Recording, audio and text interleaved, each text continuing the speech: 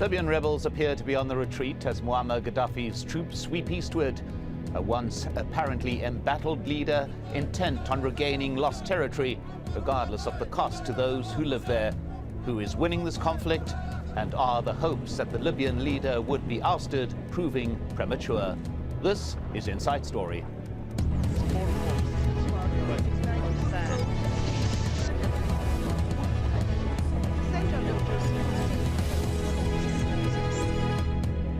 Hello and welcome to the program. I'm Mike Hanna. In recent days, rebel groups have been hit hard by pro-Gaddafi forces. The situation on the ground remains uncertain, but latest reports suggest those loyal to Gaddafi have recaptured Azzawiya, 30 kilometers to the west of Tripoli. But the front line is now moving towards the east, and while the international community debates whether or not a no-fly zone will be imposed over Libya, very little of the onslaught is coming from the air. Tanks, artillery, helicopters and ships at sea are spearheading the Gaddafi offensive. And while at one stage the rebel forces said they were confident of taking the capital Tripoli, they are now being hard-pressed to even hold on to the cities they took in other parts of Libya. Let's take a quick look at the situation in Libya. From the start of the uprising, Tripoli and Sirte have remained Gaddafi strongholds. Benghazi fell into the hands of Libyan rebels early on, as did Tobruk. But as Gaddafi's forces move eastwards, the fate of Brega, Ras Lanuf and Azzawiya now remain uncertain. To discuss the situation, I'm joined by three guests. From Manchester, Mohammed Abdulmalek, chairman of Libya Watch, a human rights organization. In London, Faraj Najam, Libyan historian and author of Tribes, Islam and State in Libya. And in Paris, political analyst Anas el-Gomati. Welcome to you all. Let's begin in London. Faraj Najam, is it possible to say at this stage whether either side has an advantage?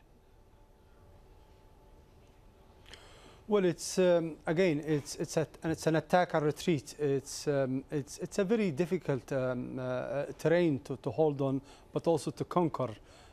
One only has to see what happened during World War II, the attack and retreat between Rommel and Montgomery, and it took a little while for one party to overrun the other, and obviously it was Montgomery in that time who came from the east against Rommel, who came from the west. But it's a very difficult war to fight, but also to hold on to. Anas el-Gomati, this comparison to that Second World War, perhaps emphasizing how vast the territory is that we are talking about, the extent of the terrain, something in which it is very difficult to judge exactly who is in control at any given stage. Well, I think the terms like control and like liberation, people have jumped onto them too quickly. I remain optimistic that the forces have done so much work so far, and there is work, in the future for them to carry on going with. However, to really understand, control and liberation as true concepts and as true terms to use, I think we have to look for the hallmark of control, which is stability. And stability would imply that the four key oil ports, which are Ras Lanuf, Brega, Sidra, and Zawiya. I mean, it's no coincidence that we've witnessed such intense fighting in these areas, purely on the basis that whoever controls these four ports, in essence, controls the economic backbone of Libya, and for that reason, to talk about control so early on, I don't think it's realistic, and I think a much more sober analysis is needed. And if we look quite soberly at these areas, no one is really in control, and as Faraj already mentioned, it's quite difficult to ascertain, who really is in control. What we can really understand from all this is that those that can create a climate of stability in the area can therefore begin to transport oil to Europe and can sustain the country economically. And because neither side can do that, then I think it's too early for us to talk about control. I think what we should really talk about is that no one is liberated in Libya without Gaddafi leaving. No one is in control in Libya until the guns have fallen down. I mean, until that happens, then it's too early for us to talk about those two words. Mohammed Abdul Malik in Manchester, your view of that analysis that we've just heard is that we are looking towards stability, and the key issue here is the departure of Gaddafi. Indeed, it is. The departure of Gaddafi is the hopes and aspirations of all Libyans at the moment. But I must say that we need to have a holistic approach. If we looked at how this thing started, there were demonstrations, I must say peaceful demonstrations. The people did not have any arms, and they were first faced with a brutality beyond belief. The use of anti-aircraft bullets, the use of snipers, and little by little they gained control of their destiny, and they gained arms, and the army started to move towards in support of the people to join the revolution. And now what we're looking at is the whole east of Libya is free. Zawiya is still in the hands of the revolutionary forces. I don't like to call them rebels, I think of them as revolutionaries. Misrata is in the hands of the revolution. All these towns that have been liberated, despite the fact that Gaddafi has used a lot of force to try to regain them, he hasn't. The best thing that he has been able to do is move in, move out, move in again, and move out. And frankly speaking, I think time is not on the side of Colonel Gaddafi. As time progresses into this war against the people of Gaddafi, the world community is becoming stronger and more united. I think soon we will see a no-fly zone which will incapacitate Gaddafi's ability to strike from the air. I think we will also see arms going into the hands of the revolutionary forces, which will mean that they will be able to move quicker and more decisively towards Tripoli. There has also been a recent development in Al-Brega. The army has actually set a trap for the forces loyal to Gaddafi. And this is a development. In the past, it was young people, youth, who were very keen to join to go and fight. They had a lot of courage, but there was no planning, there was no strategic planning, there was no execution of any plan. But what we see now is the army that has joined the revolution is taking control, and it is starting to plan, and it is starting to execute strategical plans, which means that very soon we will see the revolutionary army on one hand and army pro to Gaddafi on the other hand. And I think once that happens, the pro-Gaddafi army will be defeated, not as quickly as we had anticipated in the beginning. Well, a couple of points, Mohammed, if I could just interrupt you there. There's a couple of points there that I do want to return to a little bit later, but what I want to do is pick up on one point that you made and go to Anas el-Gomati in Paris.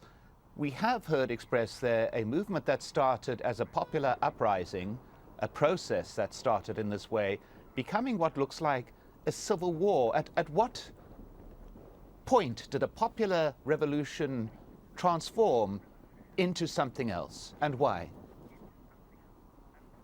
Okay, well, I mean, we can look at our neighbours in Libya. We can look at Tunisia, which was generally a non-violent movement. Egypt, would reflect a similar capacity to be non-violent.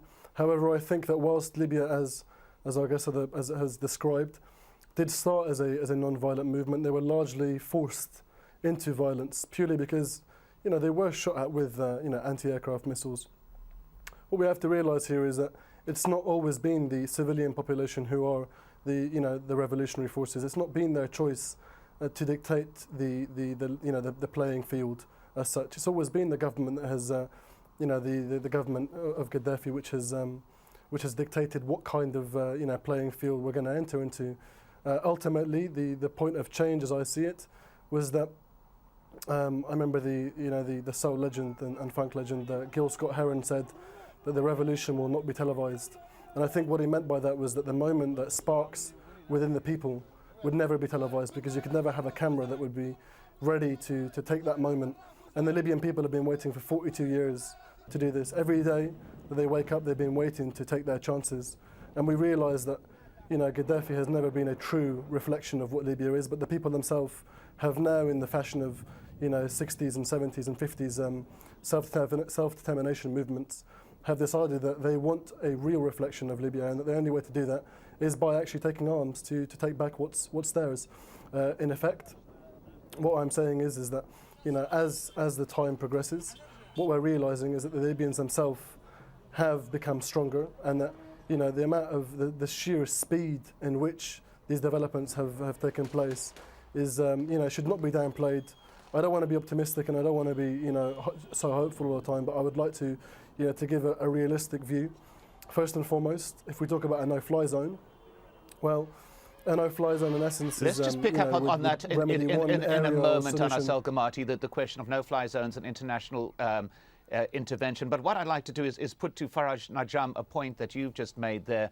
A person who's been in power for over 40 years, an uprising that has been underway for just over 3 weeks. Do you think that the expectations of a speedy resolution, a speedy conclusion, were overly optimistic? Is the nature of the struggle something that is more long-term than initially appeared? No, I don't think it's a long-term thing. I think it's an issue that Libyans know. Libyans, they know that this man has been ruling them for the last 42 years, and it's not going to be an easy push, as it were. It's going to take a little effort. However, Libyans are determined more than ever to see a conclusion to this, whether it's speedy or later, and they are willing to sit in the time for it. I don't think this is something that the Libyans will waver away from, or will give the benefit of the doubt to Gaddafi. They're determined, and he knows it, and that's why he is in trouble. He knows it. I mean, today he just opened up a new front in the town of Zawara, which is in the far west, and it shows that how panicking he is. The man, obviously, if you look at the geography of Libya, he's most of it's in his opponents, in the hands of the revolutionaries, and he only has a few pockets here and there with a huge killing machine that it is at his disposal. But he knows that Libyans have said it, and they wanted to see an end of him, and he has nowhere to go but to seize in Libya. Anas el-Gomati, let's go back to that issue of international intervention, in particular the no-fly zone. Do you think that this is necessary? Do you think it's desirable? I think a no-fly zone is the international buzz term at the moment.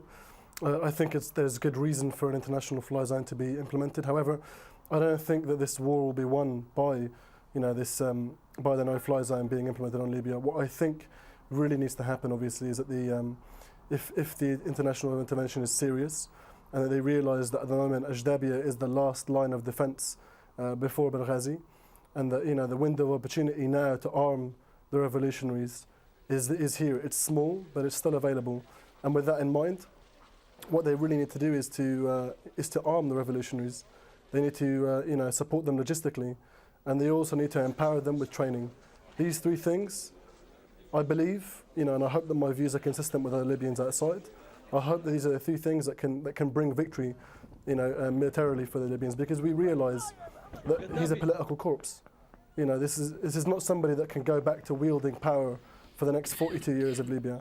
He can't do this. However, what he can do is unleash military and violent force upon his own people. And with that in mind, we were talking about liberty and freedom at one point, but I think now we're largely talking about the preservation of life, because a no-fly zone would largely preserve the life of civilians, and that's what we need to do, because there are those that are able to fight, and if we want to create a level playing field, per se, then what we need to do is obviously make sure that that only ground forces can enter, and ground forces against our revolutionary forces that are properly armed, supported logistically, as I said, and fundamentally trained and empowered by the international community, would be a good resolution. And I mean, you can see by the diplomatic efforts of the interim council over the last few weeks that they've gone around the game of legitimacy, per se. They have gone out and done a European tour. They've been met with the voices of support in France. They're now looking Well, towards let's just England pick and up America on that as well. word that you I mean, used there, if I may, and I said the word legitimacy, and go to Mohammed Abdul Malek. The question of international intervention, though many argue, as we've heard there, that it is desirable and in fact necessary perhaps on a humanitarian scale, also carries with it political connotations that may be very difficult. What is your view on the question of international intervention, the limits that there could or should be on it? Should it be restricted to the no-fly zone, or do we hear, as we hear that suggestion of arming those opposed to Gaddafi? What kind of role should the international community be playing? Yes, I think that question should have been answered quite a long time ago. I think the world and history indeed will debate that the civilized world does not have in place a process that should respond to such an onslaught, such brutality, and I'm sorry that the West has not responded.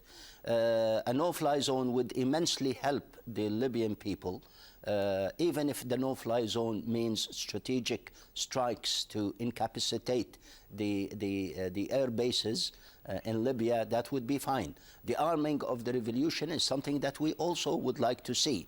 However, we don't like to see the military presence on foreign military presence on Libyan land. That is something that we don't want.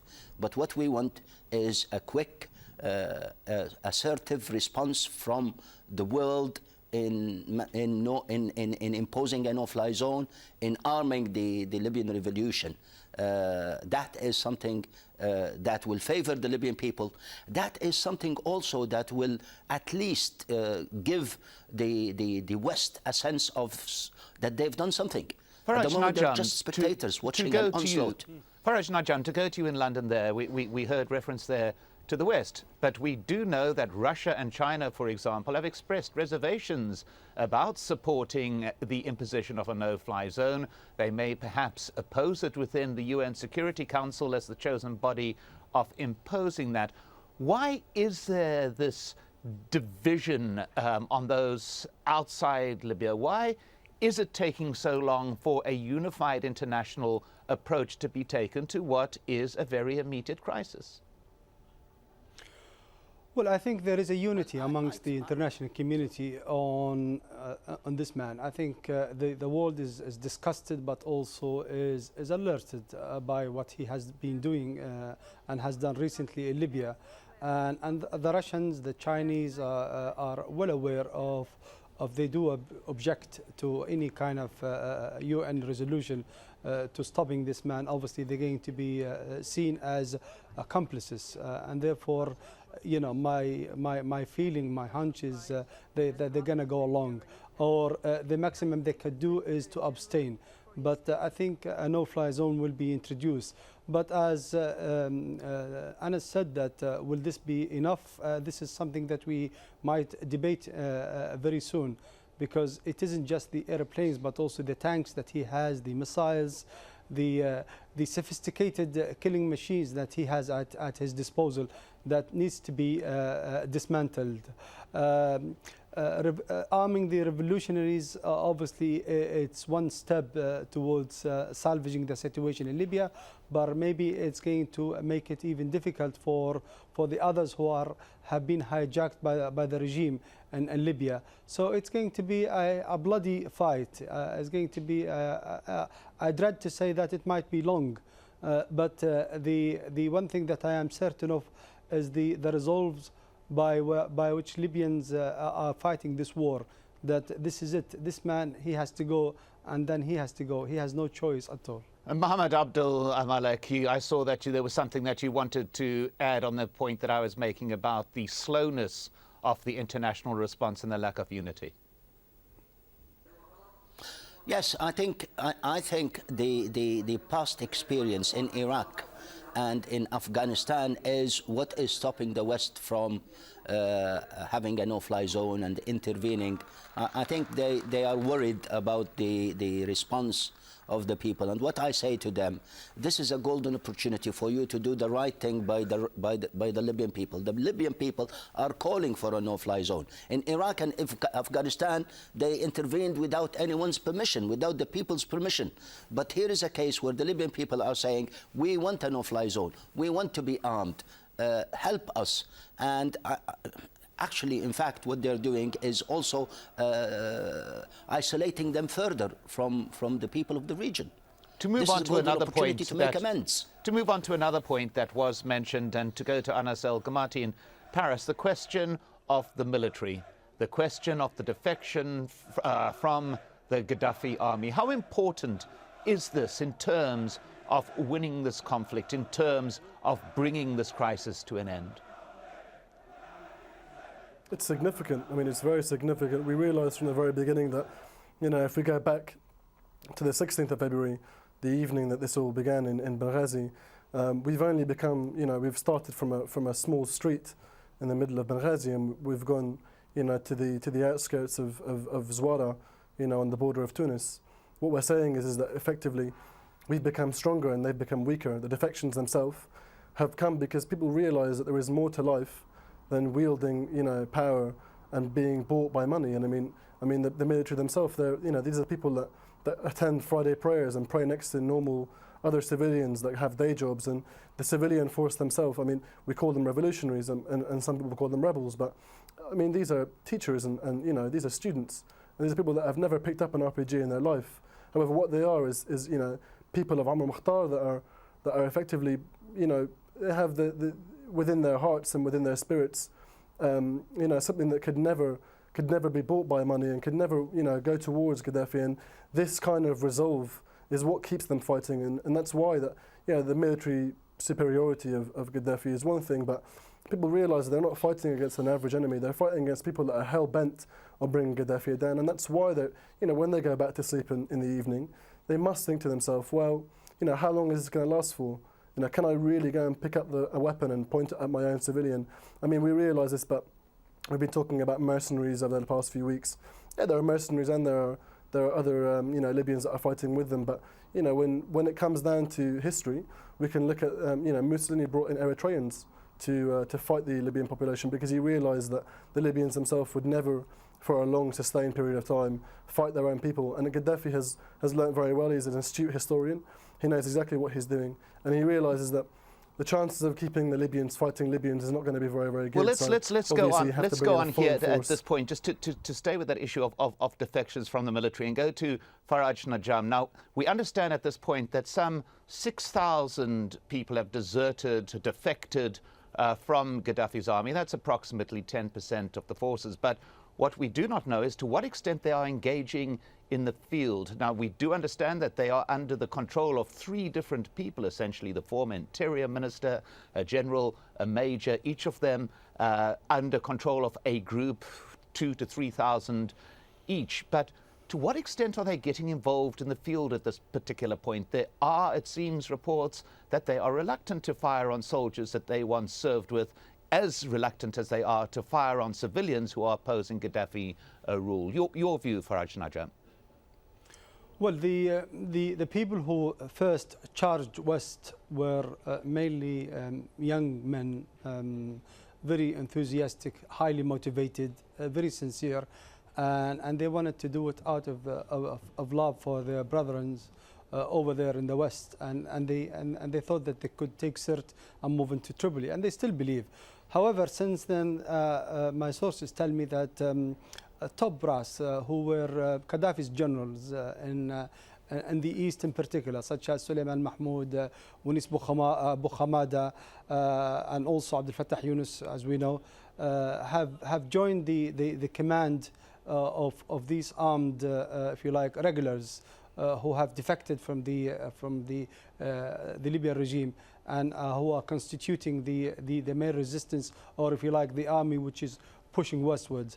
However, today we learned that Khalifa Haftar, he's another top brass who was Gaddafi's, if you like, general in the war in Chad, has returned from exile, and he has already joined the army.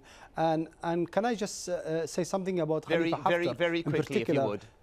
Right, he is from Jazeera, but also he is from the Al-Firjan tribe, which constitutes the majority of Sirte, and that's going to tip the balance of the people of Sirte towards the opposition, and this is going to represent a threat to the regime. And this is a very important point indeed, but that is unfortunately all we have time for at the moment. Remembering as well a very important point that 70% of the population of Libya are under the age of 34.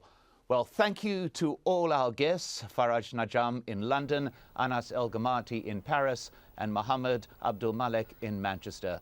And thank you so much for joining us here on this edition of Inside Story. We welcome your comments and suggestions. Please email them to us at insidestory@aljazeera.net. I'm Mike Hanna. Goodbye for now.